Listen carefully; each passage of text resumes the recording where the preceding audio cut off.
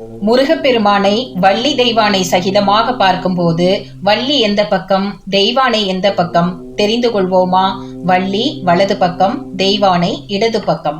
அதாவது முருகப்பெருமானுக்கு வள்ளி இச்சா சக்தியையும் தெய்வானை கிரியா சக்தியையும் முருகன் ஞான சக்தியையும் குறிப்பவர்கள்.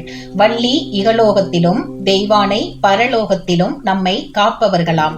வள்ளியுடைய கையில் பூலோகத்தில் காணப்படும் தாமரை மலரும் தெய்வானை கையில் தேவலோகத்தில் காணப்படும் நீலோத்பல மலரும் உள்ளது.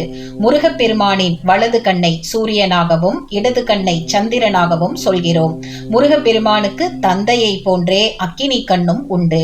வலதுபுறம் இருக்கும் வள்ளியின் கையில் இருக்கும் தாமரை மலர் குமரனின் வலது கண் பார்வைப்பட்டு எப்போதும் மலர்ந்தே இருக்குமாம்.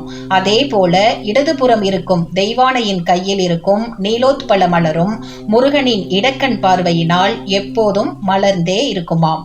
அதனால் முருகப்பெருமானை இடைவிடாது அன்புடன் வணங்குபவர்களுக்கு அவன் 24 மணி நேரமும் அகலாத துணையாய் இருப்பான் என்பது கருத்து.